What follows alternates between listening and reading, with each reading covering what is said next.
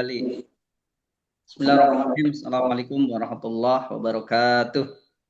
Waalaikumsalam. Waalaikumsalam warahmatullahi wabarakatuh.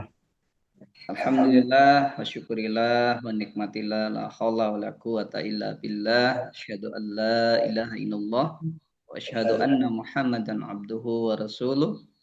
Raditu billahi rabba wa bil islami dina wa bi Muhammadin nabiyya wa rasula. Rabbi zidni ilma warzuqni fahma. Rabbi shrah li sadri wa yassir li amri wa hlul 'uqdatam min lisani yafqahu qawli. Alhamdulillah, syukur kepada Allah SWT di kesempatan malam ini kita bisa melanjutkan pembelajaran kita yang kedua, dan mudah-mudahan apa yang kita kerjakan di malam ini senantiasa Allah ridhoi dan Allah catat sebagai amal soleh. Amin Allahumma amin. Salawat dan salam senantiasa tercurah pada junjungan kita Nabi Agung Muhammad Sallallahu Alaihi Wasallam. Semoga terlimpah kepada keluarga beliau, pada sahabat tabiin tabiut, dan kepada seluruh umat yang senantiasa mengikuti sunnah-sunnahnya. Dan mudah-mudahan Allah itu kita semua akan mendapatkan syafaatnya Rasulullah di yaumil akhir nanti. Amin. Amin. Amin. Baik. Sebelum acara kita mulai, saya ucapkan terima kasih jazakumullah khairan katsira kepada sahabat-sahabat semua yang berkenan untuk hadir bersama-sama untuk tholabul ilmi. Insyaallah apa yang kita upayakan menjadi satu bagian dari upaya kita untuk keluar dari masalah-masalah yang saat ini sedang kita hadapi, dan mudah-mudahan menjadi salah satu jalan ridhonya Allah, memudahkan solusi-solusi keluar dari permasalahan-permasalahan dalam kehidupan kita saat ini. Saya ingatkan buat sahabatku semua, insya Allah kita kurang lebih 2 jam ke depan kita akan sama belajar. Nanti pada saat penyampaian materi dan terdapat hal yang perlu ditanyakan, boleh langsung saja ditanyakan, ya, supaya nanti tidak terlewat, gitu. Dan jangan lupa siapkan alat tulisnya. Sudah siapkan, Pak Irman? Pak Irman? Oke, ya. Ya. Kemudian yang lain juga sahabatku semua sudah menyiapkan alat tulisnya, dan juga jangan lupa minuman kesukaan atau cemilan-cemilannya. Cemilannya sudah siap, Mas Firman? Sudah. Oke, ya. Saya ada 2 nih. Ada kopi, ada teh. Tuh. Mantap kan? Iya. Ya, yang lain juga silahkan ya dipersiapkan untuk minumannya, cemilannya, tapi jangan hilang fokus untuk mengikuti pembelajaran kita kali ini. Saya ulangi lagi, nanti bila ada hal yang perlu ditanyakan, tanyakan saja langsung, ya, dengan membuka mic, langsung dinyalakan, ditanyakan. Nanti kita bisa diskusikan bersama. Baik, untuk memudahkan acara, saya mohon izin untuk membuka slide. Boleh? Boleh, silakan Ustaz. Ya, terima kasih.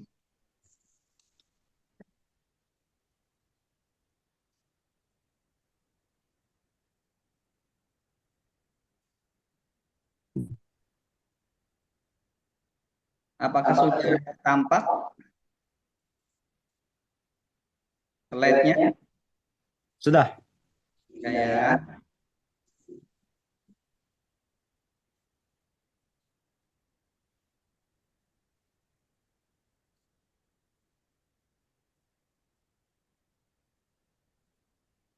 Baik. Insyaallah ini adalah webinar episode kedua, ya. kita akan insya mudah-mudahan saya mengagendakan ada episode ketiga. Kalau mudah-mudahan di pekan kedua atau pekan ya, insya Allah kita nanti agendakan untuk episode ketiganya.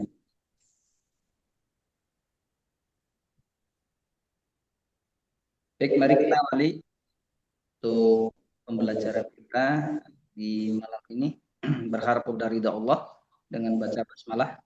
Bismillahirrahmanirrahim. Oke.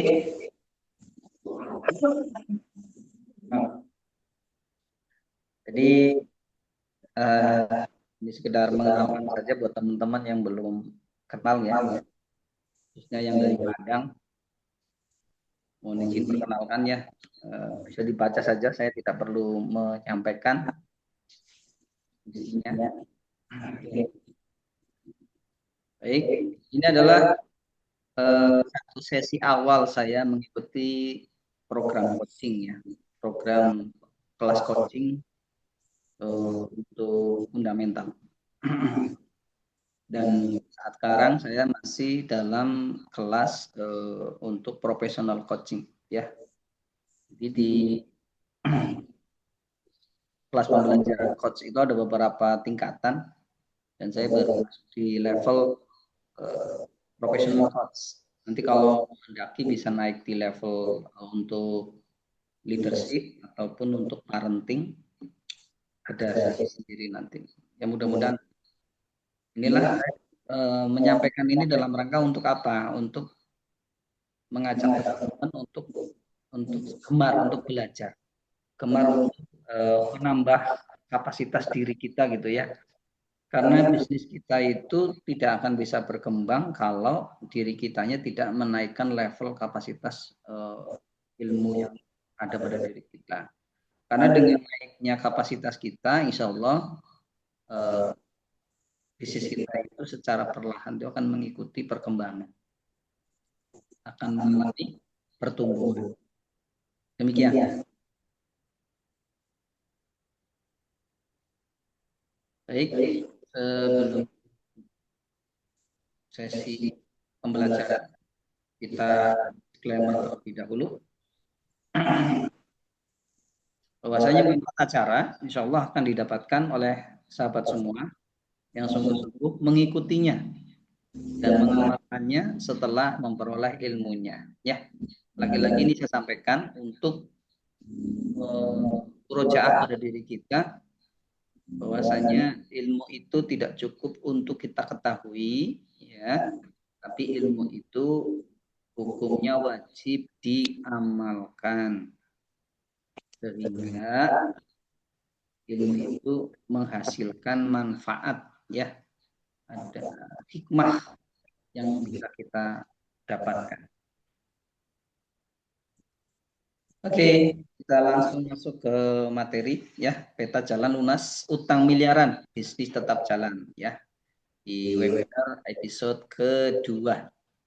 Buat teman-teman yang belum mengikuti webinar episode pertama, itu nanti bisa saya kirim linknya di grup atau bisa juga langsung di akun YouTube-nya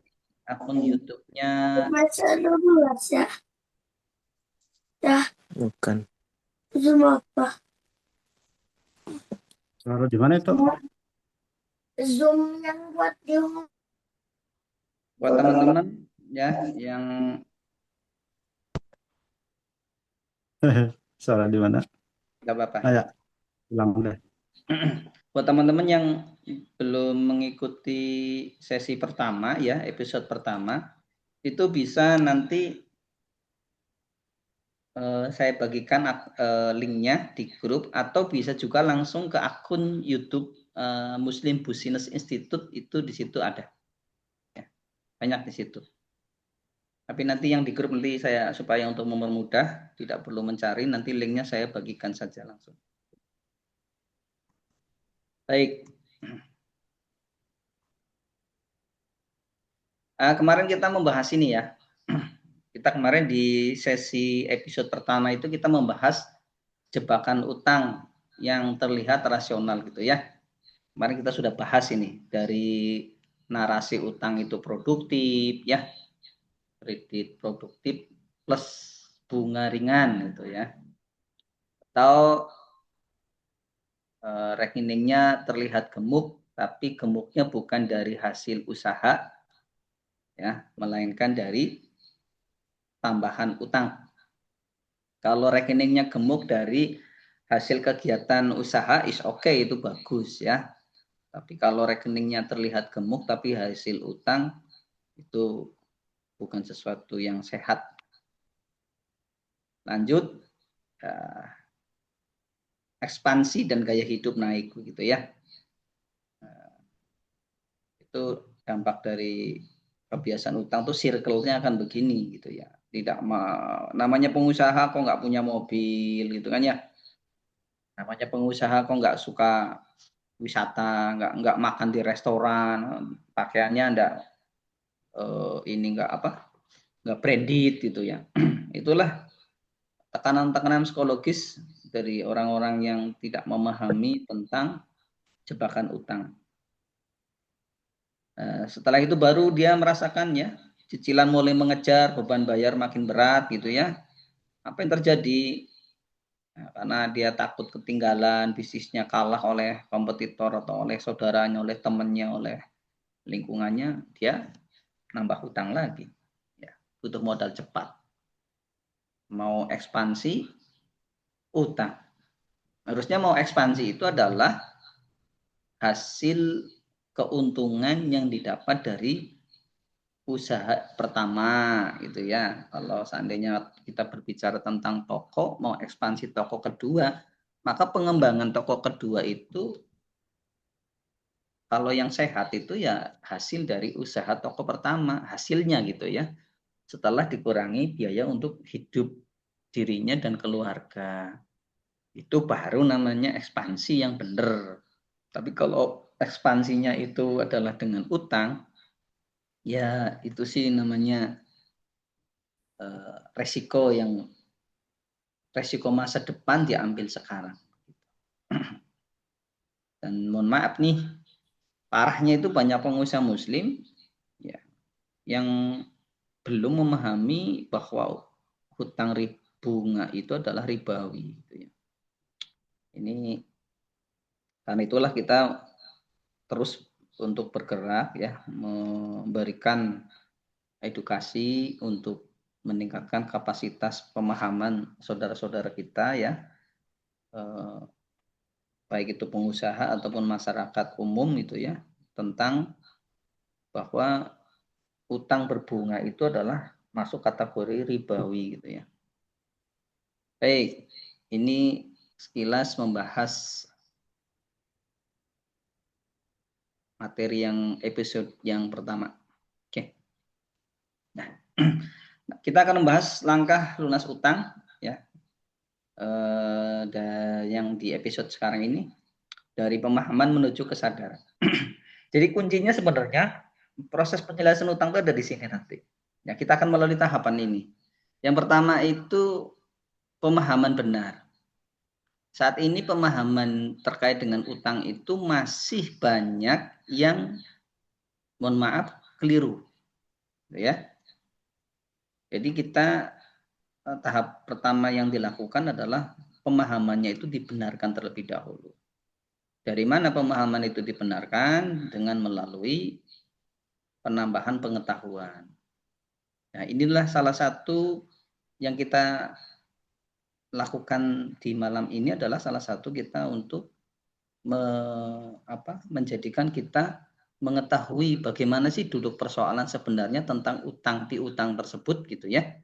Nah, harapannya nanti setelah kita tahu, maka kita mengamalkan, bisa memaknai sehingga menjadi faham. Nah, dari pemahaman yang benar ini nanti akan membentuk keyakinan benar. Ya. Jadi membangun keyakinan untuk berubah. Berupa apa? Berupa untuk menjadikan bahwa pemahaman yang selama ini diyakini bahwa utang itu menolong, utang itu baik, utang itu produktif, nanti akan dirubah keyakinannya bahwasanya utang yang berbunga itu adalah jebakan, ya, jebakan, dan secara keyakinan sebagai seorang muslim itu adalah tindakan aktivitas kemaksiatan kepada Allah dan Rasul-Nya. Oke, setelah keyakinan terbentuk maka kita akan dapati nilai, ya, sikap benar, ya. Jadi akan membentuk nilai dan sikap benar untuk memilih ya bahwasanya utang yang mengandung bunga itu ditinggalkan. Setelah nilai dan sikap itu benar, maka terbangunlah kesadaran baru bahwasanya kita bisa membangun usaha, kita bisa memenuhi kebutuhan hidup kita tanpa melalui utang. Demikian nanti kita prosesnya akan ke sana. Dan ini adalah proses yang lumayan panjang, jadi buat teman-teman yang ingin menyelesaikan permasalahan utang ribawi itu jangan pernah memikirkan penyelesaiannya secara instan, karena prosesnya memang membutuhkan proses yang lumayan lama gitu, dari pemahaman, membentuk keyakinan, sampai membentuk sikap gitu ya, sehingga terbentuk kesadaran baru untuk menjauhi utang-utang yang di dalamnya ada bunga begitu ya. Baik. Di malam ini kita akan membahas terkait dengan bagaimana hukum utang piutang dalam Islam. Nanti kalau ada hal yang perlu ditanyakan, langsung ditanyakan saja, ya. Nanti biar kita bisa diskusikan. Baik, hukum seputar utang. Dalam bahasa Arab itu namanya ad-dain. Nah, kalau di bahasa Indonesia itu susah ya, karena tidak bisa membedakan antara utang dengan pinjaman. Utang ya disebut dengan nama utang, pinjaman juga disebut dengan nama utang. Nah, itu sebenarnya kalau di dalam bahasa Arab itu berbeda. Ad-dain itu utang, qad itu pinjaman. Nah, pinjaman itu adalah bagian dari aktivitas utang, piutang. Hukum utang atau dain itu sendiri asalnya adalah boleh, ya, atau jaiz sesuai firman Allah Subhanahu wa taala, a'udzubillahi minasyaitonirrajim. Ya ayyuhalladzina amanu idza tadayantum bidaini illa ajalin musamma faktubuhu. Ini adalah ayat terpanjang ya, hampir satu halaman di Quran surat Al-Baqarah 28 berapa tuh? 280. Ya. Itu ayat terpanjang ini, hampir satu halaman menjelaskan tentang bagaimana tata cara utang piutang. Allah menyampaikan di dalam Quran surat Al-Baqarah 282, maaf. Hai orang-orang yang beriman, apabila kamu bermuamalah ya, tidak secara tunai, yaitu secara utang, untuk waktu yang ditentukan hendaklah kamu menuliskannya. Jadi ini sudah ada tuntunan sebenarnya ya, kaidah bagaimana kita itu dalam melakukan aktivitas utang piutang itu hendaklah dicatat begitu ya. Di ayat selanjutnya itu jelaskan ada saksi. Ya, saksinya adalah 2 orang laki-laki, gitu ya. Kalau perempuan berarti 4, ya. Kalau perempuan itu 4 saksi. Baik. Nah, ini nas yang membolehkan utang. Jadi karena utang itu sebenarnya boleh, gitu ya. Hukumnya asalnya itu boleh, jaiz. Diriwayatkan dari Aisyah radhiyallahu anha bahwasanya dia berkata, anna Nabiyya sallallahu alaihi wasallam ishtara ta'ama min Yahudi ila ajali farahanahu dir'ahu. Nabi SAW membeli makanan dari seorang Yahudi dengan tidak tunai. Kemudian beliau menggadaikan baju besinya. Hadis riwayat Al-Bukhari ya. Di sini dapat kita lihat bahwasanya Rasulullah itu pernah melakukan aktivitas utang piutang bahkan dengan orang di luar keyakinan beragama Islam. Tapi perlu kita pahami di sini apa yang dicontohkan oleh baginda Nabi. Beliau melakukan utang piutang itu adalah untuk apa? Untuk membeli makanan. Coba kita faktakan saat ini. Apakah yang dilakukan oleh umat Rasulullah dalam urusan utang piutang itu adalah untuk membeli makanan? Ayo. Siapa tuh semua? Kebanyakan untuk bergaya, Pak. Ya, iya. Jadi yang dicontohkan oleh Rasul itu, kalau kita melihat di hadis ini adalah satu keterpaksaan gitu ya. Satu keterpaksaan di mana beliau tidak bisa memenuhi kebutuhan hajat hidup. Apa? Hajat hidup. Ya. Hajat hidup. Iya, hajat hidup itu apa? Hajat hidup itu adalah satu kebutuhan bila mana tidak terpenuhi akan menjadikan seseorang itu sakit, seseorang itu bisa meninggal, gitu ya. Nah, inilah artinya bahwa Rasulullah itu mencontohkan utang piutang itu hanya untuk kebutuhan, yaitu pemenuhan kebutuhan hajat hidup. Berarti bukan untuk pemenuhan kebutuhan naluri, bukan, ya, tapi kebutuhan hajat hidup. Ya, untuk membeli makan, gitu. Namun demikian Rasulullah pada saat membeli makan pun, ya, hanya untuk membeli makan pun Rasulullah tetap memberikan satu agunannya, yaitu apa? Menggadaikan baju besinya. Ini sebagai bentuk kehati-hatian, ya, bahwasanya bila mana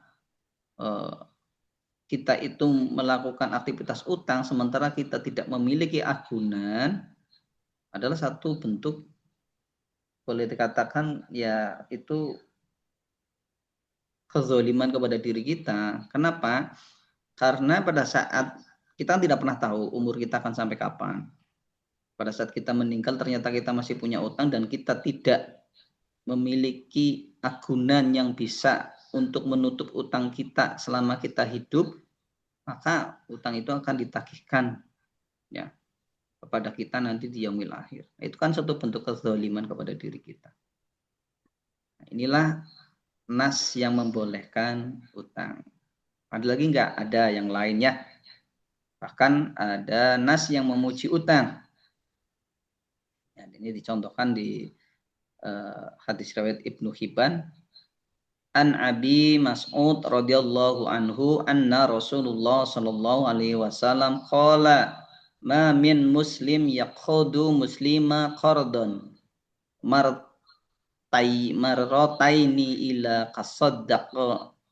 qasaddaqati ahdati rawahu Ibnu Hibban. Dari Ibnu Mas'ud radhiyallahu Rasulullah bersabda, tidaklah seorang muslim memberi pinjaman kepada muslim yang lain sebanyak 2 kali, kecuali hal itu seperti sedekah 1 kali. Nah, ini di sini artinya kita diminta oleh baginda Nabi untuk berta'awun, ya, saling tolong menolong dalam urusan utang. Artinya utang ini menjadi terpuji justru pada saat kita membantu saudara kita yang membutuhkan. Bahkan di sini disebutkan tidaklah seorang muslim memberi pinjaman kepada muslim yang lainnya sebanyak 2 kali, kecuali hal itu seperti sedekah 1 kali. Jadi, 2 kali pinjaman itu dihitung sebagai 1 kali sedekah, begitu ya. Ini nas yang memuji utang.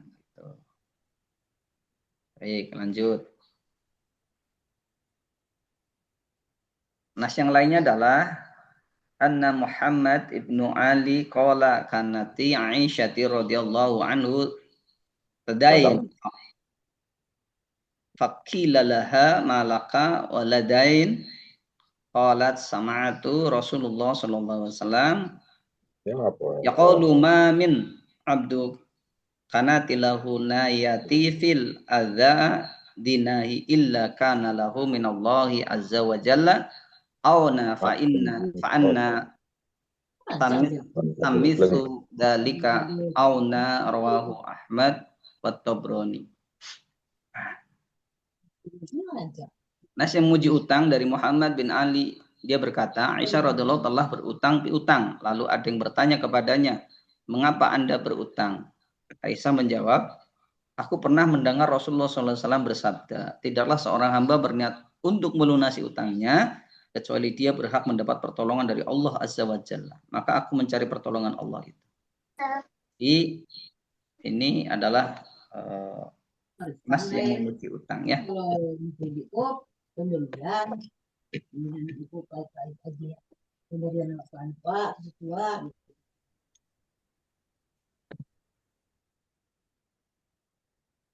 Baik, kita lanjut. Tapi selain ada nas yang memuji, ada juga nas yang mencela tentang utang ya. Dari Aisyah radhiyallahu anha bahwa Rasulullah SAW pernah berdoa dalam sholat, ya Allah, aku berlindung kepadamu dari azab kubur, aku berlindung kepadamu dari cobaan fitnah al-masih ad-dajjal, aku berlindung kepadamu dari cobaan kehidupan kematian, aku berlindung kepadamu dari dosa dan utang. Lalu ada yang bertanya nih, betapa seringnya Anda minta perlindungan dari utang? Rasulullah SAW menjawab, sesungguhnya seseorang itu jika ia berutang lalu berbicara, maka dia akan berdusta. Jika dia membuat janji, maka dia akan ingkar janji. Benar apa benar?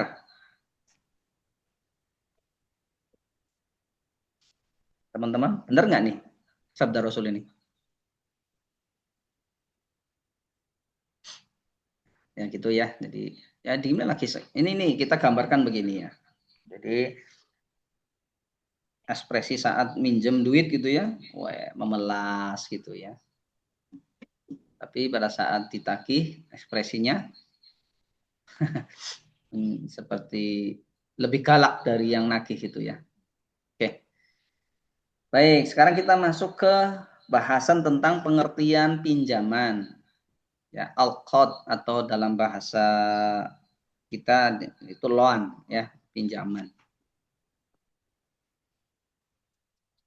Al-qardu fil as astalahi daf'u mali irfaqa liman yantafa'a bihi wa yaraddo bidalihi.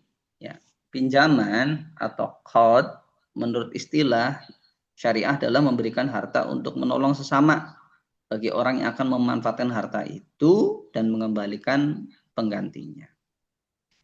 Jadi ini adalah hukum asal ya terkait dengan qard itu adalah apa?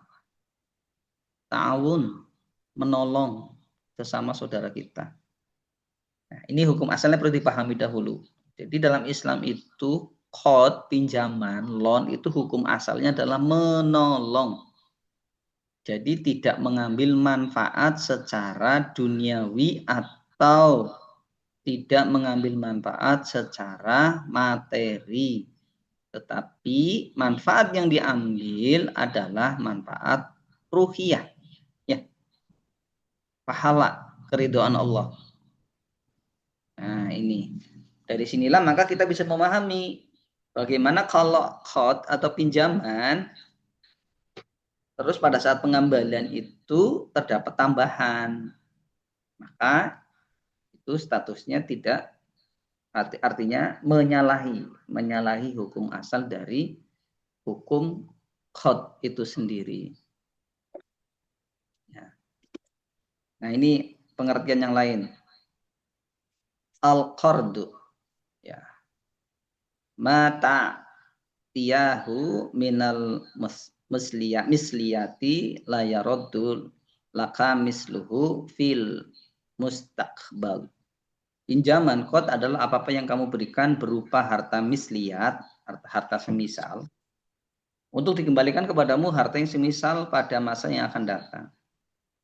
Jadi qard itu spesifik ya. Qard itu spesifik terjadi pada aktivitas pinjam meminjam barang misliyat.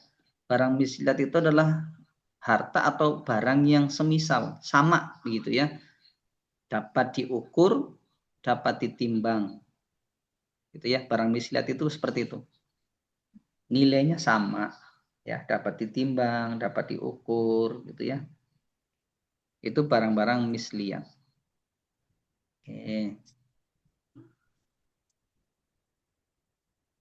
Al-qad aqad muhsasu yaridu ala dafa'a mali mathalin la khara li akhara la yaraddu mithluhu. Pinjaman qad adalah akad yang dikhususkan untuk memberikan harta yang semisal atau misli kepada orang lain agar dia mengembalikan yang semisalnya, ya. Ini pengertian yang lain. Oke. Wa yutliqu alaihi ahyana ismu dina daini, ya, daini. Wal qardu ahsa minad daini. Kadang pinjaman al-qad disebut dengan istilah utang atau dain. Pinjaman atau qad lebih khusus daripada utang atau dain. Jadi memang kadang qad sendiri juga disebutkan sebagai dain, tetapi qad itu sebenarnya lebih khusus, ya, lebih khusus daripada utang. Nanti ada persamaannya di bawah kita jelaskan. Pengertian misliyat, ya, al-misliyati fil astolahaka kullama yawajidu lahu mislu fil ashwaqi bala tafwati yu'atidu bihi bihaisi la yahtalifu bisababhi as-saman. Misliyat atau harta semisal menurut istilah adalah apa-apa yang didapati yang semisalnya di pasar tanpa ada perbedaan yang signifikan. Dalam arti perbedaan yang ada tidak mengakibatkan perbedaan harga. Misalnya barang yang ditakar, ya, itu barang misliyat. Beras, ya, apalagi jagung, gandum dan sebagainya, ya. Kurma, dihitung, dapat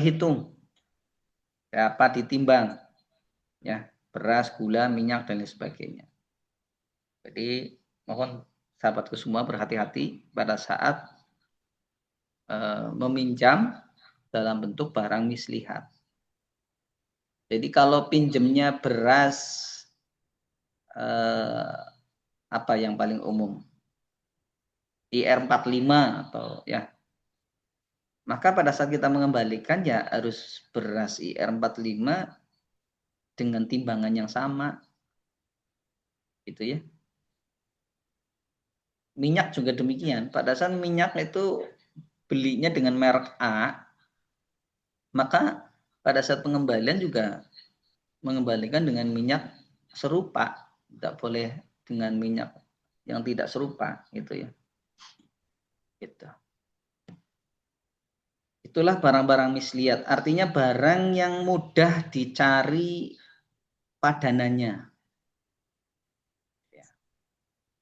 Lalu bagaimana dengan pengertian kimiat?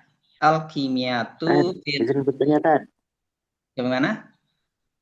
Izin bertanya, Tad. Tadi yang minyak ya. Oke. Minyak.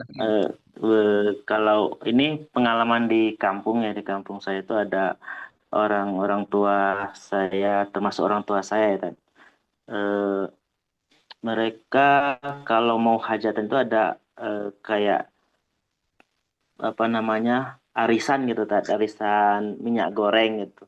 Nah, pada saat mungkin ini hajatannya udah lama. Mungkin pada saat itu brand yang dipakai udah nggak ada lagi gitu, Tad, minyak gorengnya. Boleh nggak diganti gitu dengan yang serupa, Tad, gitu. Ya, artinya Kalau tadi kualitasnya barang misalnya sama, kan ya. minyak goreng gitu ya. Kualitasnya sama, ya. Merek kan Kualitasnya beda-beda, sama. ya. Merek kan merek kan bisa beda. Tapi artinya Ya. kualitasnya sama, gitu, ya. Kalau dia minyaknya bahan bakunya adalah dari sawit, ya maka diganti minyak yang bahan bakunya dari sawit, kan gitu. Dan kita bisa melihat kan kualitas minyak Ya, itu kan. siap. Jangan diganti dengan minyak yang bahan bakunya dari kelapa. Oke, siap. Berarti semuanya itu walaupun misalnya kayak gula gitu kan juga ada yang gula. Saya lihat tuh orang tua saya tuh macam-macam. Jadi kalau mau hajatan itu beliau memang dari dulu itu dari turun temurun ya. Ya. Jadi setiap ada yang mau hajatan ada yang nitip beras, ada yang nitip gula gitu. Akhirnya pada saat nanti yang mau hajatan, oh ini ada punya utang di sana harus dikembaliin gitu kan dulunya. Nah, khawatirnya karena ini barang misliat ya. Nah, mungkin barang dengan merek yang sama atau beda merek nggak apa-apa, tapi dengan kualitas ya tadi yang penting ya, Kualitas yang harus sama diperhatikan. timbangannya sama, ya, kualitasnya sama. Timbangan sama kualitasnya yang penting ya. Iya. Oke, siap Pak. Paham Kalau Pak.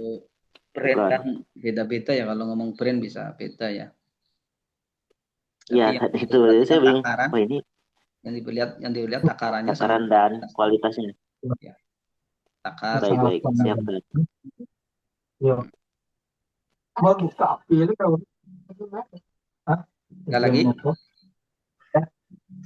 Udah, itu aja tadi. Oke. Izin saya lanjut. Baik. Lalu bagaimana dengan barang kimiat? Pengertian kimiat. Ya. Al-kimiyatu fil as-salihah ma la yaujidu laha mislu fil aswaq aw yaujudu lakinna ma'a tafawut al-mu'adad bihi fil qiyamah. Oh, bil qimah, qiyamah. Bil kimiat. Harta senilai. Ya, ini kimia itu harta senilai. Kalau tadi semisal ya, kalau misliat itu semisal, kalau kimiat itu senilai.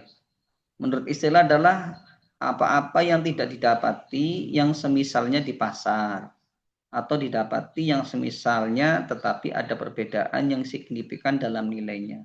Misalnya Pak, rumah, hewan gitu ya. Contohnya domba gitu kan.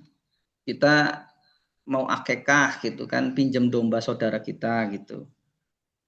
Nah, pada saat saudara kita juga mau ada hajat apa gitu ya, minta domba yang kita pinjam itu minta dikembalikan gitu kan. Maka kita tidak mungkin bisa mendapatkan domba yang sama persis yang kita pinjam pada saat kita punya hajat akikah tersebut, ya. Karena itu barang kimia, nggak mungkin ada yang sama gitu ya. Maka sebagaimana yang dicontohkan oleh baginda Nabi pada saat beliau itu meminjam unta dan suatu saat si peminjamnya itu ya, yang meminjami unta itu mau minta dikembalikan, maka Rasulullah meminta kepada sahabat untuk mencarikan unta yang serupa gitu ya. Tetapi sahabat tidak menemukan. Akhirnya apa? Akhirnya mengembalikan dengan unta yang lebih baik.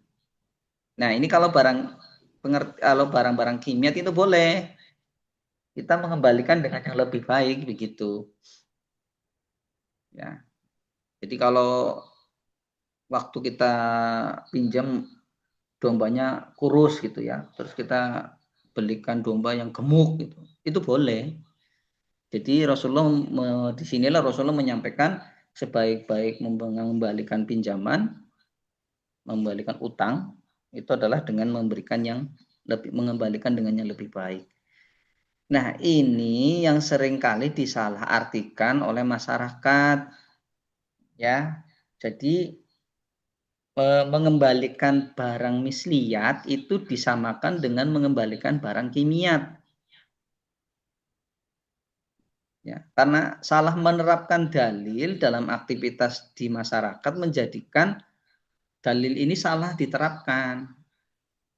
Ini adalah dalil untuk barang-barang kimiat, barang yang senilai. Barang senilai itu barang yang tidak mudah didapatkan sejenisnya gitu ya, yang serupa tuh nggak ada gitu, di pasaran tuh nggak ada. Maka Rasulullah dalam hal ini memberikan contoh untuk mengembalikan harta pinjaman, utang kimiat itu dengan balasan yang lebih baik gitu ya, mengembalikan dengan yang lebih baik. Dan ini tidak berlaku terhadap barang-barang misliat. Kalau ini diberlakukan ke barang-barang misliat, maka di situ ketemunya adalah riba. Gitu. Nah, ini yang berlaku di masyarakat begitu, yang menganggap bahwa utang uang gitu ya, pinjaman uang itu dengan mengembalikan bunga itu dianggap mengembalikan yang lebih baik. Padahal status harta tersebut berbeda. Uang itu kan kalau kita meminjam 100.000 atau 200.000 atau 1 juta, kan nilainya jelas. Mau kapanpun kita mengembalikan nilainya sama, 1 juta.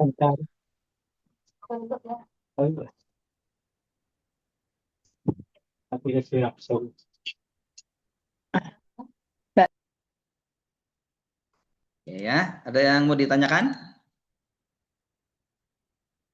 Aman? Oke, kalau aman, saya lanjutkan. Maka analisa definisi code ya dari berbagai definisi code di atas dapat diambil kesimpulan umum sebagai berikut. Yang pertama, code atau pinjaman adalah harta yang diberikan kepada seseorang agar dia mengembalikan harta yang semisalnya.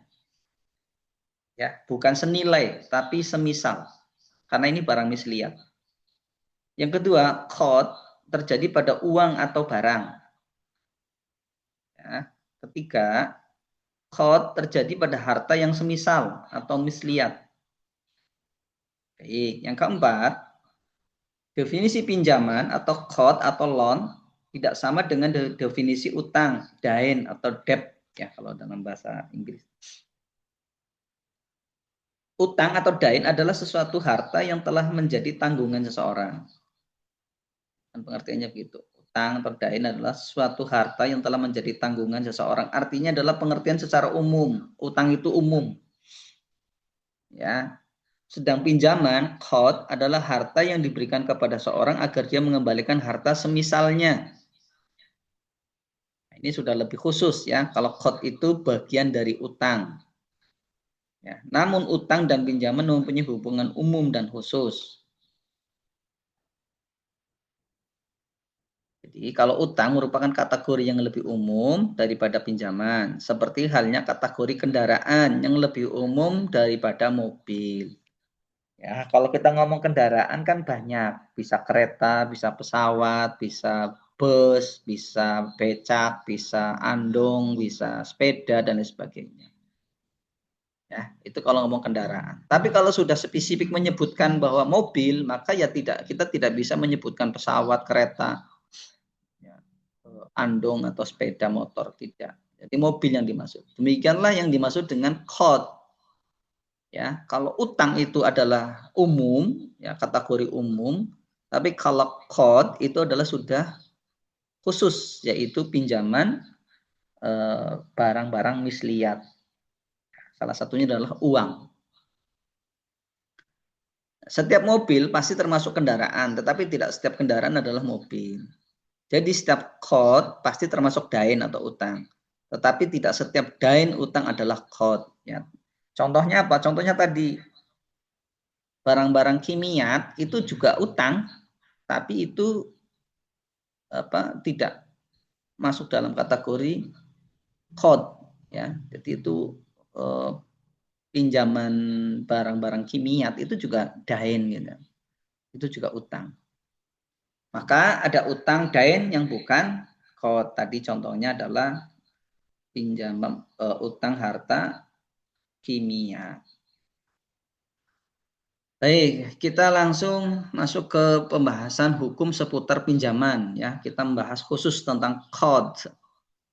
Yang pertama, setelah terjadinya akad qard, maka kepemilikan barang berpindah menjadi milik peminjam, bukan lagi milik pemberi pinjaman. Ya. Ini diambil dari Al-Ma'syuh Al-Fiqhiyah. Yang kedua, harta yang dikembalikan oleh peminjam haruslah harta yang semisal atau sejenis dan sekadar, sama jumlah kadarnya, sama persis gitu ya. Tidak boleh ditambahin, tidak boleh dikurangin. Ketiga, tidak boleh ada syarat memberikan tambahan atau ziyadah bagi pihak peminjam. Karena tambahan itu adalah riba. Nah, ya, kita bisa memahami di sini ya. Tapi bahwasanya qard pinjaman dalam bentuk uang, yang dimana di dalamnya itu ada ziyadah, pengambilan manfaat, maka tambahan tersebut adalah riba. 4. Tidak boleh pula pemberi pinjaman menerima hadiah atau manfaat apapun dari qard yang diberikannya. Sabda Rasulullah SAW, ya saya bacakan artinya saja ya. Jika salah seorang kalian memberikan pinjaman qard, lalu dia diberi hadiah atau dinaikkan di atas tunggangan, maka janganlah dia menaikinya dan jangan menerimanya, kecuali hal itu sudah biasa terjadi antara peminjam dan pemberi pinjaman sebelumnya. Baik, saya gambarkan begini. Mas Firman dengan Pak Hirman, ya, itu bertetangga jauh dan tidak pernah terjadi kebiasaan saling memberi, ya, saling memberi hadiah atau saling berbagi, itu tidak pernah.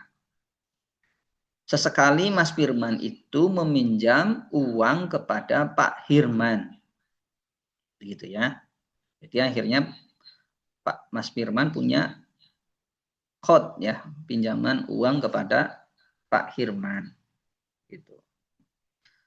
Nah, suatu saat Pak Hirman sedang jalan-jalan dan mau pulang ke rumah. Terus Mas Firman tidak sengaja melihat dan Mas Firman sedang mengendarai sepeda motor contohnya. Padahal dari sebelumnya itu Mas Firman tidak pernah memberikan bantuan atau saling tolong-menolong ataupun memberi dengan Pak Hirman. Nah, karena dia merasa Pak Hirman telah memberikan pinjaman, sehingga Mas Firman menawarkan tunggangan untuk membonceng Pak Hirman mengantar ke rumah beliau. Maka keadaan yang demikian ini sebagaimana digambarkan oleh Rasulullah dalam riwayat Ibnu Majah itu tidak diperbolehkan. Itu termasuk riba.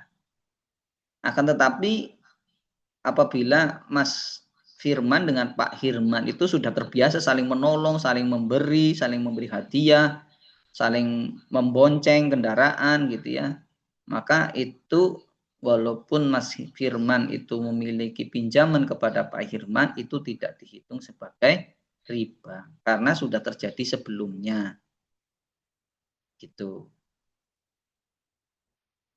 Bisa dipahami sahabat semua? Aman? Baik, kalau aman saya lanjutkan.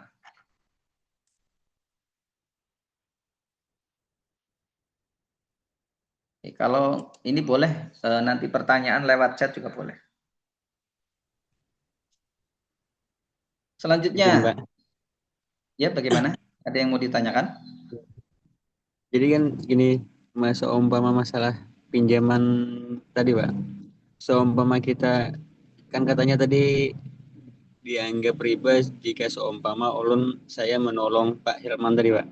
Ya. Itu seumpama gini, yang namanya kita gini, Pak, saling kenal itu gimana?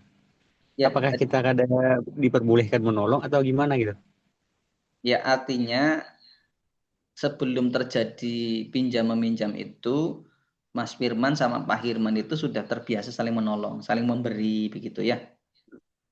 Itu tidak ada masalah. Seumpama sebelumnya itu memang kada pernah gitu, nah. Belum pernah, tapi pas waktu sehabis saya meminjam, tapi habis itu saya menolongnya itu ada rasa untuk ucapan rasa terima kasih atau gimana, tetap nggak boleh, Pak?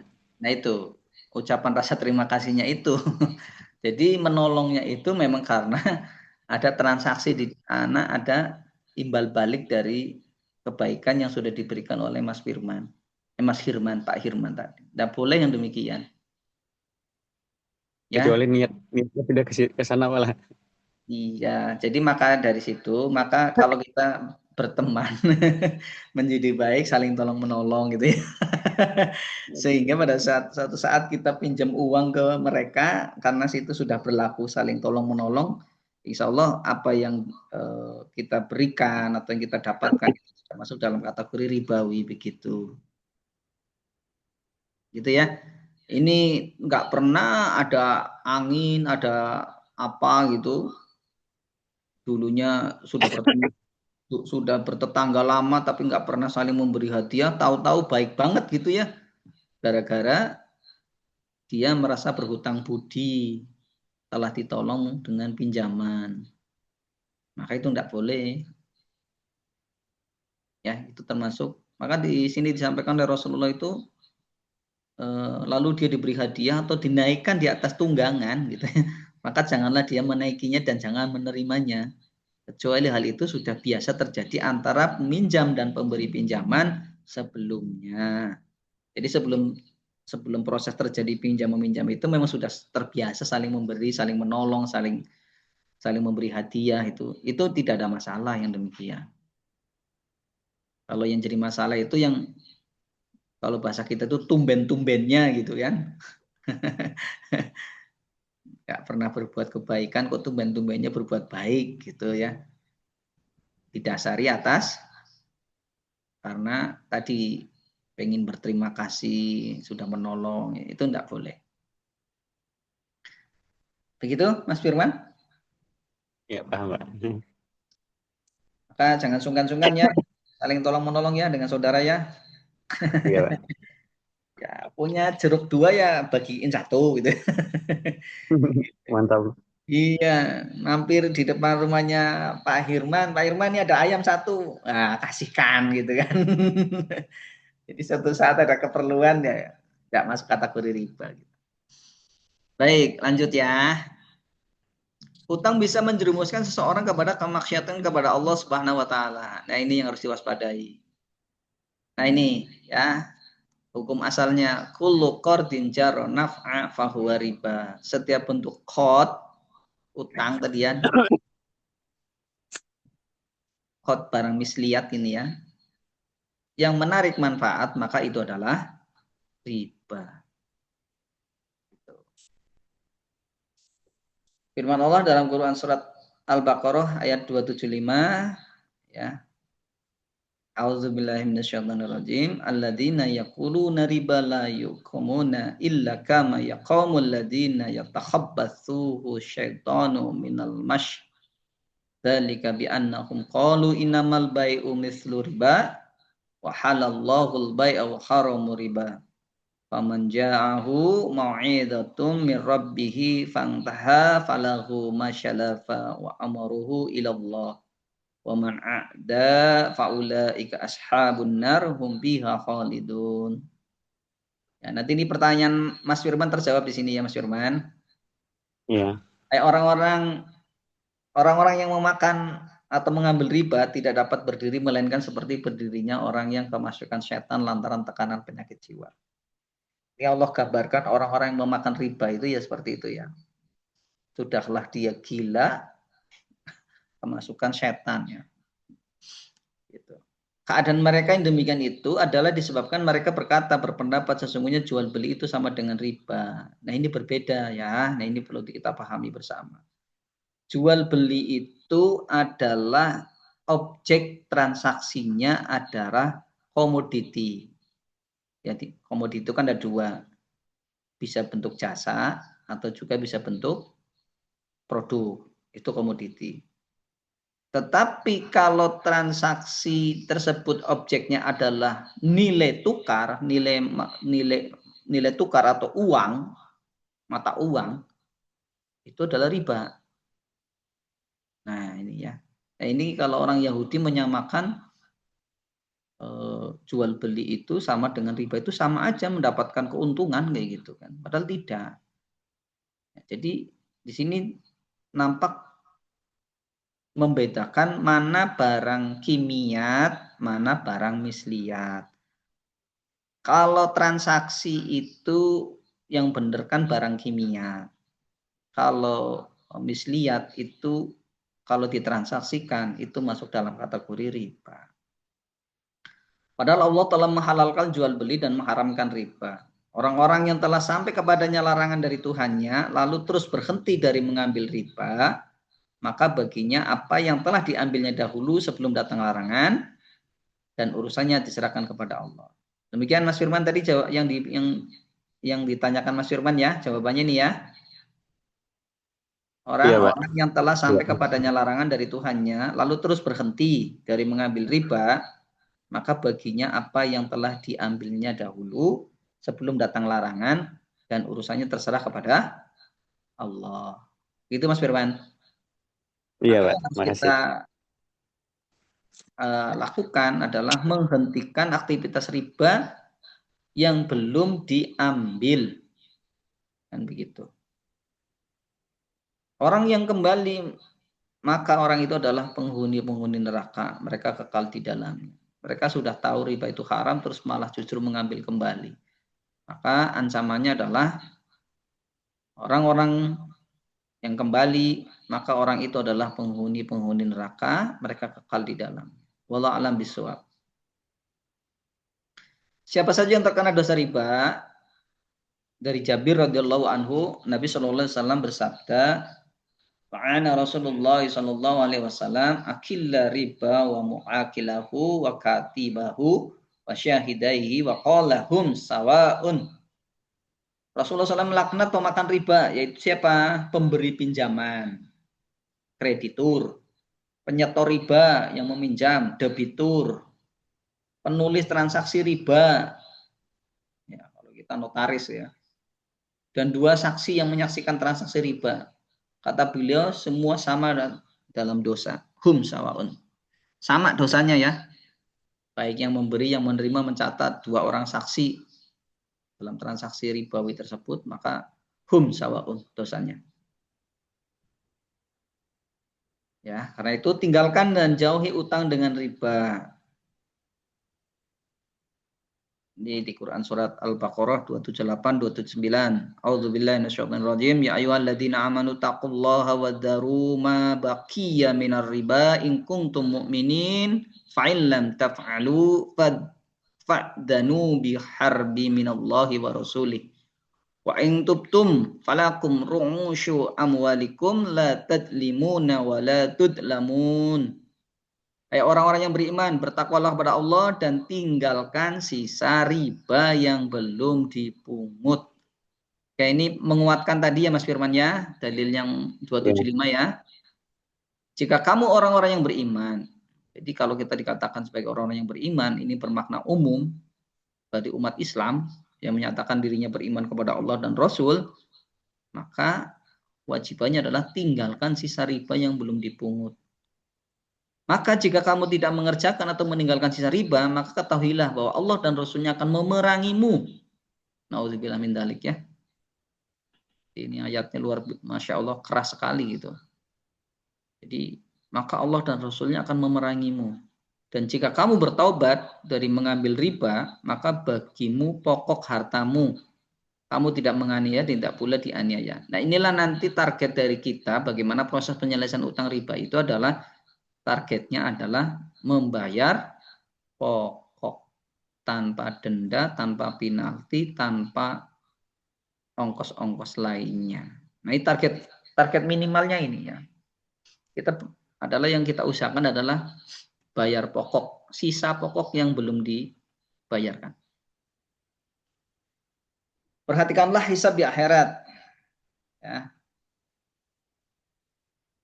Tidak akan bergeser dua telapak kaki seorang hamba pada hari kiamat sampai dia ditanya atau dimintai pertanggungjawaban tentang umurnya kemana dihabiskan, tentang ilmunya bagaimana dia mengamalkan, tentang hartanya dari mana diperolehnya dan kemana dibelanjakan. Dalam hal ini ditanyakan apa? Cara memperolehnya seperti apa, serta tentang tubuhnya untuk apa digunakan. Aku masih mencari. Ya, jadi inilah yang harus kita perhatikan, bahwasanya apapun yang kita kerjakan nanti akan dimintai pertanggungjawaban di yaumil akhir. Terkait dengan harta itu ditanyakan dua hal, dari mana harta itu didapatkan dan kemana harta itu dibelanjakan. Gitu ya. Maka di Quran surah Al-Baqarah ayat 48 ya, Wattaqu yawma la tajri nafsu an nafsin syai'a wa la yuqbalu minha syafa'atu wa la yukhadu minha 'adlu wa la hum yunsurun. Dan jagalah dirimu dari azab hari kiamat yang pada hari itu seseorang tidak dapat membela orang lain. Nah, hati-hati ya. Jadi kita nanti di hari kiamat itu kita itu membela diri kita sendiri-sendiri ya. Jadi jangan kita hati-hati nih. Dalam melakukan sebuah amalan apapun kita harus memahami dalil, bukan katanya. Karena nanti di hari kiamat kita itu akan membela diri kita sendiri ya dan tidak dapat membela orang lain walaupun sedikit pun. Dan begitu pula tidak terima syafaat dan tebusan darinya dan tidak mereka akan ditolong. Jadi inilah kehati-hatian kita mumpung masih hidup di dunia untuk berhati-hati. Karena nanti di kelak yaumil akhir itu kita akan sendiri-sendiri dimintai pertanggungjawaban. Sekalipun itu adalah istri kita, sekalipun itu adalah suami kita, sekalipun itu adalah anak kita, maka semuanya akan membela dirinya sendiri-sendiri. Gitu ya. Jadi kalau kita mau tolong-menolong terkait kehidupan akhirat, ya mumpung kita masih berada di dunia untuk saling watawasau bil haq watawasau bis sabr. Nah, di Quran At-Tahrim Allah SWT berfirman, hai orang-orang yang beriman, ya, peliharalah dirimu, ya. Ya ayyuhalladzina amanu ku anfusakum wa ahlikum nar, ya. Waquduhan nasu wal hijaratu 'alaiha malaikatu khildun sidadun la ya'sunallahu ma amarahum wa yaf'aluna ma yu'marun. Hai orang-orang yang beriman, peliharalah dirimu dan keluargamu dari api neraka yang bahan bakarnya adalah manusia dan batu. Menjaganya malaikat-malaikat yang kasar, yang keras, yang tidak mendurhakai Allah terhadap apa yang diperintahkannya kepada mereka dan selalu mengerjakan apa yang diperintahkan. Demikian. Ya, karena itu kewajiban hijrah menuju harta halal adalah suatu bagi seorang muslim adalah keharusan, tidak ada tawar-menawar. Ya. Makna hijrah lebih luas artinya adalah meninggalkan sesuatu yang dilarang oleh Allah Subhanahu wa taala. Ya, ini makna luasnya ya. Rasulullah bersabda, "Wal muhajiru man hajara ma nahallahu anhu." Orang-orang yang berhijrah adalah orang-orang yang meninggalkan larangan-larangan Allah Subhanahu wa taala. Ya, di riwayat Bukhari dan Muslim. Jadi yang dimaksud dengan orang hijrah itu di sini adalah orang-orang yang meninggalkan larangan-larangan Allah. Lalu bagaimana caranya? Banyak jalan ya kalau untuk ingin menghentikan aktivitas riba gitu ya. Sekarang itu banyak sekali komunitas ya yang bisa kita bergabung di dalamnya untuk hijrah dari riba ya. Belajar langsung dari teman pengusaha hijrah utang riba gitu ya. Belajar melalui membaca buku sukses hijrah utang riba, belajar memulai informasi media sosial Facebook, Instagram, YouTube dan lain sebagainya gitu ya. Belajar sukses bebas utang riba secara online ya, banyak ya. Atau mengikuti program seminar sukses bebas dari utang riba. Namun yang perlu dipahami ya, pada saat kita itu menyelesaikan urusan utang riba, kita harus paham tentang strategi ini yang harus kita pahami. Kenapa? Karena kalau kita tidak memiliki ilmu bagaimana menyelesaikan utang riba, yang terjadi adalah justru kita terjerumus lebih dalam. Tuh. Yang kita hadapi adalah suatu sistem ya, yang dimana SOP-nya adalah menyelamatkan aset. Kalau seorang kreditur, dia dalam bekerja itu kan berdasarkan SOP, berdasarkan sistem, yang dimana goalnya adalah menyelamatkan aset mereka. Begitu. Maka dalam istilah kreditur dan debitur, dalam hal urusan utang piutang, bagi kreditur yang cepat menyelesaikan utang, kalau dalam bahasa bisnis, mereka itu bukan ideal target market yang bagus gitu ya. Gitu. Tapi kalau kreditur ini utang lagi, dan utang lagi semakin panjang, maka bagi seorang kreditur ini adalah ideal target market yang bagus bagi mereka. Nah, ini yang harus kita pahami.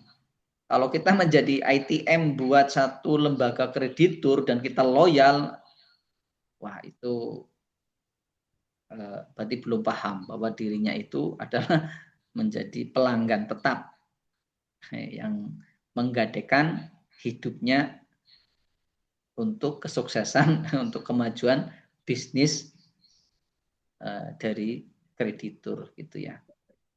Ya. Oke, ada yang mau ditanyakan? Begini Pak, sedikit lagi Pak. Nah, bagaimana dengan kata Pak Ustadz tadi, kreditur misalnya seumpama gini, kita kredit motor atau kendaraan ya. Habis itu kita ini kan hendak hijrah atau berhenti dari kredit itu kan, kredit motor itu termasuk riba gitu kan. Ya. Jadi apakah kita berhenti itu? Tergantung. Kalau kreditnya itu langsung kepada penjual atau dealer, enggak. Tapi yang menjadi riba itu adalah pada saat belinya itu melalui pembiayaan gitu ya, atau leasing. Ya, maksudnya ini melalui leasing, Pak. Gimana? Jadi gini, setelah kita kredit itu kan ternyata melalui leasing, itu kan kredit anggap aja termasuk riba gitu. Apakah kita menghentikannya, mengembalikan kendaraan langsung atau bagaimana gitu, biar menghentikan riba tadi?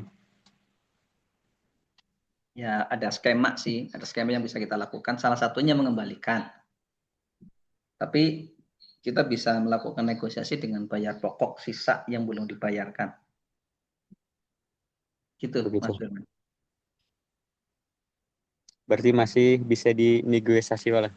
Insya Allah masih bisa bernegosiasi. Saya punya Ya, Pak, itu pengalaman aja, Pak. di Ya. kredit mobil itu, saya sisanya bayar pokok. Gitu. Saya mengambil mobil, begitu Ya. saya memahami bahwa itu adalah leasing, itu adalah satu aktivitas riba, maka saya melakukan negosiasi untuk sisanya saya bayar pokok. Dan alhamdulillah, yang penting kita punya niatan yang baik ya, untuk karena kita bukan ingin mengemplang utang, bukan. Karena ini adalah perintah agama gitu ya, karena perintah agama, dan kita sebagai hamba Allah yang beriman ya kewajibannya sami'na wa ata'na. Setelah kita mengetahui bahwa aktivitas yang kita kerjakan itu adalah kemaksiatan, ya kita harus bersegera untuk meninggalkan kemaksiatan tersebut. Kita harus segera hijrah. Nah, atas dasar itu ya kita menyelesaikannya dengan cara yang ahsan gitu ya, dengan berdialog, dengan negosiasi. Insya Allah mereka juga bisa memahami kok. Yang penting kita benar-benar niatnya serius, memang ingin karena membela keyakinan kita ya, bukan karena kita pelang utang, bukan. Nah, ini disinilah perlu kehati-hatian. Maka kenapa dalam proses penyelesaian utang riba itu yang kita kuatkan adalah pemahaman akidahnya dulu. Karena kalau tidak nanti disalahgunakan. Ya, ilmu yang sudah didapat justru disalahgunakan untuk ngemplang utang. Nah, itu kan bahaya. Ya. Jadi kenapa kita tidak mau sembarangan memberikan strategi penyelesaian utang itu, khawatirnya orang tersebut secara akidah sudah kuat belum gitu loh. Nanti kalau akidahnya belum kuat, ilmunya diberikan, maka disalahgunakan, kan jadi ya kita zolim kan? Bahaya kan? Iya. Iya. Karena kita itu yang dibela itu bukan karena, mohon maaf, bukan karena sedang membela harta, tidak. Tapi yang sedang kita bela adalah apa? Keimanan. Maka dasarnya adalah keimanan. Jadi kalau dia sudah selesai utang, ya dia nggak akan kembali lagi, karena yang bertentangan dengan keimanan, bertentangan dengan akidah. Jadi mohon maaf, bukan maksudnya kita tidak mau menyampaikan langkah-langkah bagaimana penyelesaian utang secara terbuka di media sosial atau di grup WA. Bukan itu maksudnya. Kita belum meyakin kalau nanti ilmu yang kita sampaikan apakah dirinya itu sudah secara akidah sudah kuat atau belum, kita kan beresiko juga gitu loh. Nanti disalahgunakan ilmunya. Bisa dipahami, Mas Firman? Sudah paham, Pak. Oke, terima kasih.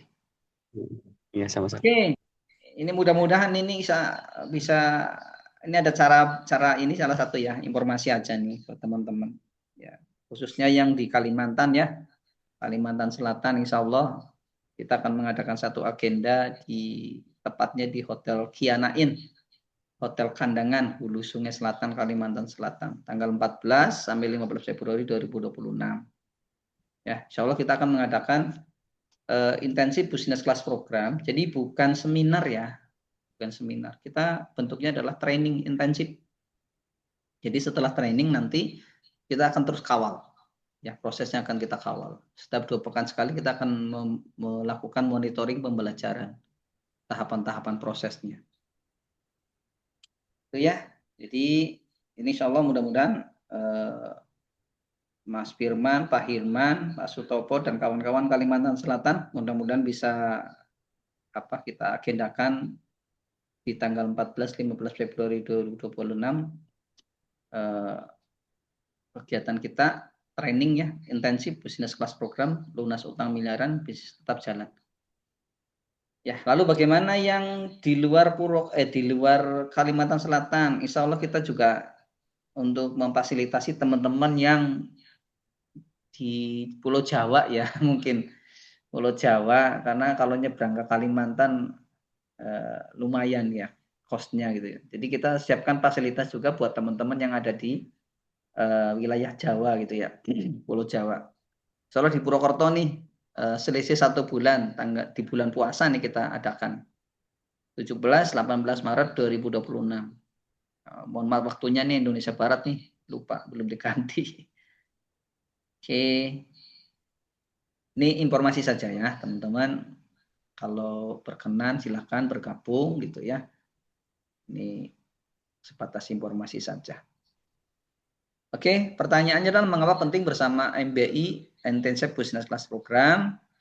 Kita akan belajar bersama praktisi ya, mereka-mereka yang telah mengalami proses penyelesaian utang secara langsung. Dan juga ada kita bersama mentor dan business coach ya. Kita akan beriringan. Pembelajaran dengan menerapkan metode training, mentoring, dan coaching. Nah, ada tiga sinergitas program ini kita gabungkan jadi satu. Training, bukan seminar ya, training. Training dilanjutkan nanti dengan mentoring dan coaching. Gitu. Nanti tiap-tiap peserta akan memperoleh coaching. 1 kali sesi coaching.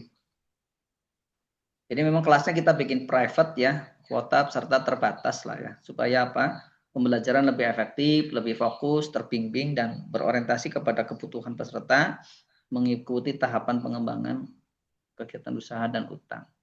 Oke, jadi program MBA, IBC program fokus kepada kebutuhan dan kesuksesan peserta. Ya, jadi apa sih benefitnya? Jadi insya Allah kegiatan dilaksanakan di hotel. Ya. Jadi ada 2 kegiatan yang dilakukan di sesi pembelajaran di hotel tersebut, yaitu apa? Training dan workshop. Ya, program pembelajaran dan workshopnya nanti ada bagaimana kita langkah-langkah untuk proses penyelesaian utang. Oke, nanti mode pembelajaran kita bagikan. Jadi nggak usah khawatir. Selama ini kalau teman-teman pernah mengikuti seminar dan tidak mendapatkan modul ya, dan hanya mencatat, ya pertanyaannya adalah seberapa kecepatan kita mencatat gitu kan ya.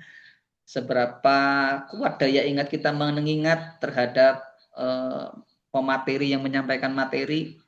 Karena itu saya mencoba untuk mengevaluasi bahwasanya modul pembelajaran itu adalah haknya peserta. Karena itu nanti modul pembelajaran akan kita berikan, apakah itu dalam bentuk soft copy ataupun hard copy gitu ya.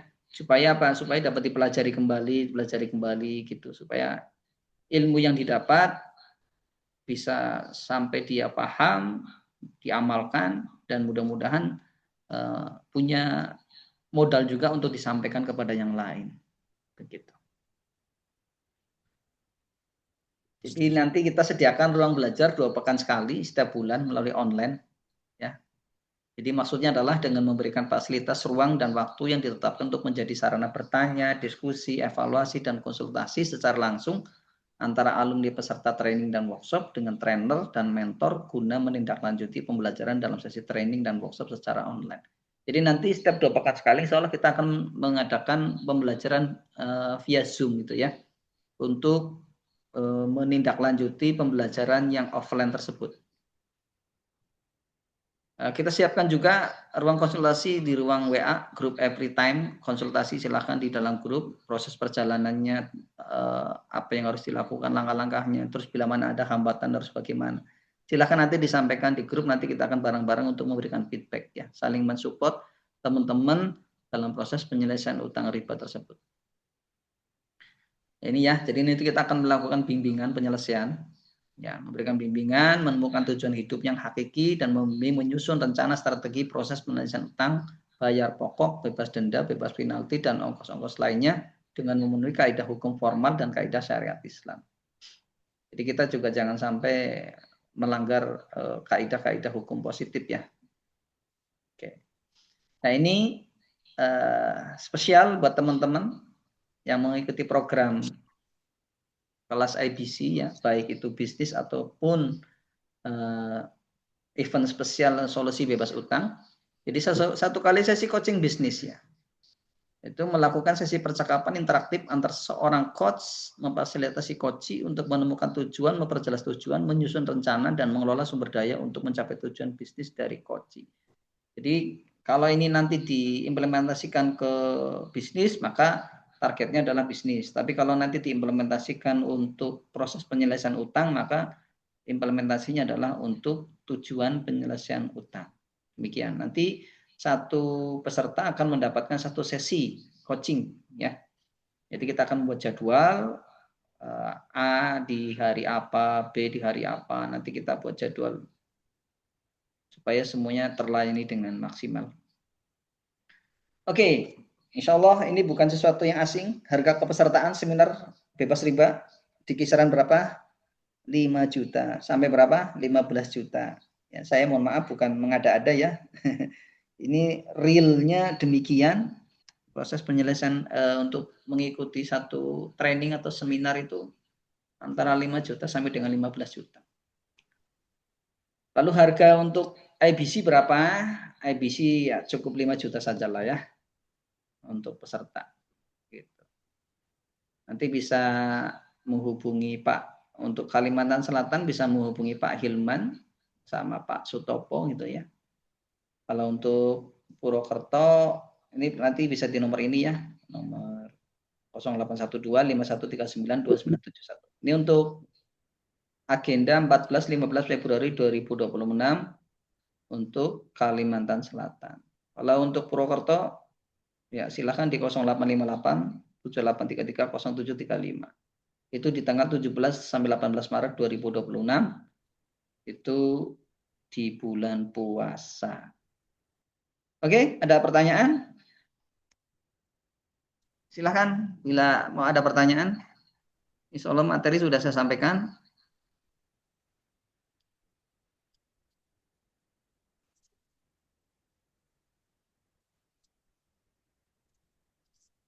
Oke, silakan. Untuk materi sudah selesai. Ada hal yang perlu ditanyakan?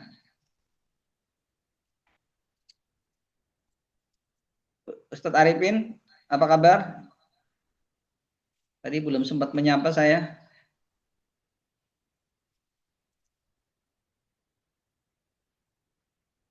Ustadz Arifin dari Padang. Ada siapa nih? Siap. Gimana, Tat?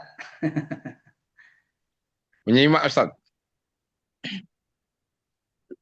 Ayo, Tat. Kita agendakan di Padang, Tat. Ya. Insyaallah. Maaf, tadi belum sempat menyapa, Tat. Nah. Oke, ada yang mau ditanyakan? Silakan.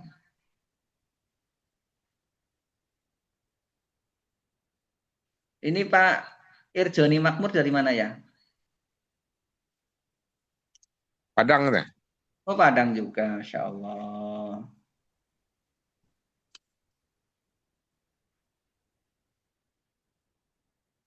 Oke, ada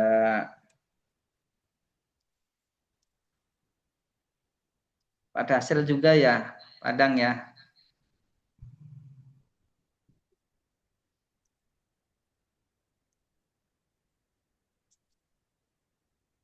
Oke, teman-teman, silakan.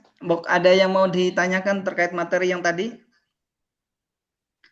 Kalau tidak ada pertanyaan, berarti saya rasa paham semua. Jadi Ya, saya, Pak. iya, saya senang kalau materinya berarti bisa dipahami gitu ya.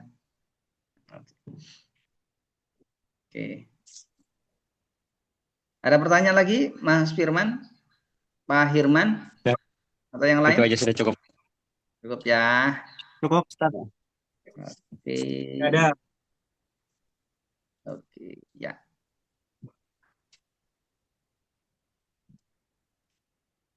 Kalau tidak ada pertanyaan, saya cukupkan karena kita sudah masuk di 9.33. Ini waktu Indonesia Tengah, berarti sekarang jam berapa ini? 10:30 ya? 11 hasil. 10:30 ya. Iya, oke. Ya mudah-mudahan Pak Hirman kita bisa agendakan nanti kita bisa koordinasi lagi ya untuk kesuksesan pelaksanaan di Kalimantan Selatan.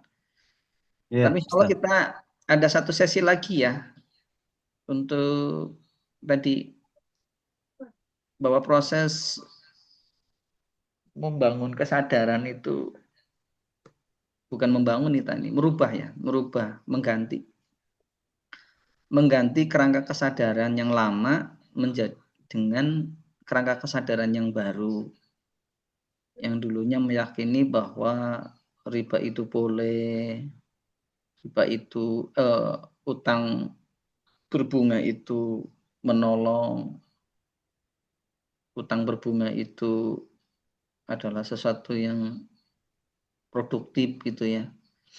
Jadi nanti kita prosesnya adalah endingnya itu kita mengganti kerangka kesadaran itu sampai kepada bahwasanya aktivitas utang piutang yang di dalamnya mengandung riba tadi yang sudah kita jelaskan yaitu qad, bahwa itu sesuatu yang dilarang oleh Allah dan Rasulnya. Maka kita berupaya untuk menghindarinya dan kita hijrah bareng-bareng ya. Insya Allah kalau bisa bersama-sama insya Allah lebih ringan lah dibanding sendirian. Gitu. Insya Allah saling support satu sama yang lainnya. Oke, kalau tidak ada lagi yang perlu ditanyakan atau yang dikonfirmasikan, saya akhiri untuk sesi pembelajaran kita di malam ini. Saya hitung sampai 3, 1, 2. Oh. Silakan. Ini mewakili ada teman-teman ada kemarin yang menanyakan ke saya. Itu selain untuk mengetahui riba katanya benefitnya keuntungannya apa saja Ustaz katanya seperti itu. Kalau ikut anu tadi ikut latihan bisnis. Oh, iya. Oke, itu saja pertanyaannya Ustaz. Baik, terima kasih Pak Hirman. Jadi sebenarnya program awal yang kita luncurkan itu sebenarnya lebih kepada program pembenahan bisnis Pak Hirman, ya. Scale up ya, dari bisnis tidak bersistem menjadi bisnis bersistem. Harapannya apa? Harapannya bisnis itu bisa autopilot gitu ya. Karena dengan bisnis yang autopilot itu menjadikan owner itu waktunya lebih banyak untuk memikirkan strategi pengembangan bisnis atau gitu waktunya bisa digunakan untuk yang lain. Jadi tidak fokus kepada aktivitas teknis gitu kan.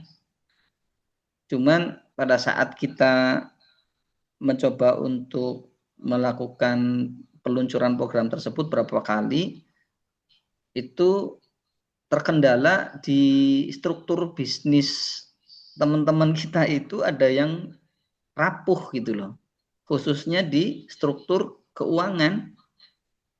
Iya.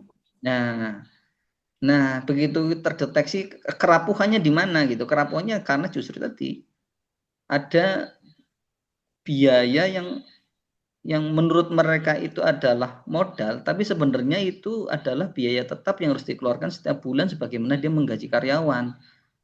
Jadi dia itu apa ya? Ada pengeluaran yang bocor gitu loh ya, pengeluaran yang bocor yang itu membuat bisnis kita itu rapuh, rawan sekali, oleng gitu ya. Kan ruhnya bisnis di kita kan keuangan kan. Itu. Kalau keuangannya bocor gimana? Gimana kita mau scale up gitu kan? Maka dari situ, akhirnya kita kepikiran, berarti harus dibenerin dulu gitu loh. Kita benerin dulu agar kebocoran itu kita hilangkan sehingga pada saat dia mengembangkan usaha itu begitu ngomongin profit itu benar-benar profit real gitu loh. Bukan profit di atas kertas gitu. Ya. Profit di atas kertas itu kan kelihatan catatannya ada profitnya. Kalau kita buka laci kosong isinya. Itu kan. Pertama gana jadinya. Iya, jadi kan kita mau scale up kan butuh biaya kan. Nah, terus kalau dari sisi cash flow-nya saja tidak sehat, mau gimana kita membenerinnya? Gitu kan. Jadi memang akhirnya langkah awal kita adalah kita benerin dulu struktur bisnisnya, gitu kan. Nah, kalau yang tidak punya utang kita langsung scale up karena tidak ada masalah. Kita programnya langsung scale up gitu kan. Jadi kita langsung bagaimana kejar supaya bisnisnya itu autopilot. Tapi kalau yang punya masalah ini ya kita harus beresin dulu gitu loh. Kita beresin dulu supaya struktur keuangannya itu nggak bocor gitu kan. Nah, kalau nggak bocor kan akhirnya dia punya cash flow-nya sehat gitu kan, profitnya bener-bener real gitu kan, bukan cuma di atas kertas ya, alias profit palsu gitu kan. Gitu. Jadi nanti kita beresin dulu untuk urusannya sampai utangnya sampai selesai, baru kita akan masuk ke program bisnisnya. Tidak apa-apa, nanti pelan-pelan kita akan ke sana. Ya. Kalau sekaligus juga kita ya bisa sih berbarengan. Nanti kita berbarengan sambil nanti insya Allah kita nanti bisa sambil berbarengan kita benerin bisnisnya, kita selesaikan utangnya. Tapi yang pertama kita fokus untuk bagaimana kita selesaikan urusan utang piutangnya, teman-teman bergerak gitu kan, teman-teman bergerak berproses. Nah, sambil berproses kita perbaiki usahanya. Ada polanya nanti bisa kita kerjakan. Nah, yang penting ayo bareng-bareng. Ya. Insya Allah. Ya, insya Allah kita akan bareng-bareng kita. Maju bersama. Iya lah, Allah lah. Ya kita kan pada saat pengen scale up bisnis kan harus yang pertama dilakukan identifikasi dulu kan. Kita lakukan identifikasi ada permasalahan atau tidak gitu. Kalau ada ya kita selesaikan dulu masalahnya lah. Sampai clear. Itu Pak Hilman. Sabar proses. Butuh proses. Iya, enggak ada yang instan gitu ya. Mie instan aja enggak instan. Direbus dulu. Harus direbus dulu, dicampur bumbunya. Nunggu dingin, sedikit dingin. Begitu. Oke. Ada yang lain? Silakan. Mas Faris ini dari mana ya Mas Faris? Dari Pekalongan. Oh, Pekalongan, Masya Allah. Pekalongannya pundi, Mas Faris? Pekalongannya kota. Oh, Pekalongan kota. Alhamdulillah. Ya, insya Allah kita bareng-bareng ya, Mas Faris ya. Oke, bismillah. Iya, insya Allah bisa lah. Oke. Ada yang mau ditanyakan, Mas Faris? Belum, masih nyimak dulu. Oh, nyimak dulu. Oke lah ya. Insya Allah lah kita pelan-pelan, insya Allah akan bareng-bareng untuk memperbaiki bisnis kita ya dengan modal usaha tanpa utang lah. Amin. Kata orang nggak bisa, no faktanya bisa kok. Gitu kan. Alhamdulillah saya mengembangkan usaha juga tanpa utang riba gitu. Itu kan bisa. Berarti kalau saya bisa, yang lain juga bisa kan. Ini masalah mindset saja, gitu ya. Nanti pola pikirnya kita rubah, pola pikir berbisnis yang sehat itu seperti apa. Gitu. Sehingga kita itu benar-benar kalau punya penghasilan itu ya memang benar-benar punya penghasilan gitu. Bukan cuman kelihatannya penghasilan di atas kertas, wah bagus gitu. Tapi faktanya nggak ada duit. Gitu. Nanti kita identifikasi permasalahan-permasalahannya. Oke, teman-teman yang lain ada lagi?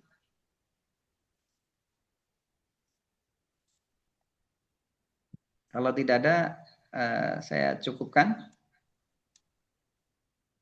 Insya Allah kita akan berjumpa lagi di episode ketiga ya, webinar episode ketiga. Insya Allah nanti kita berkabar kembali di grup. Mas Firman, ada lagi? Cukup? Oke, baik.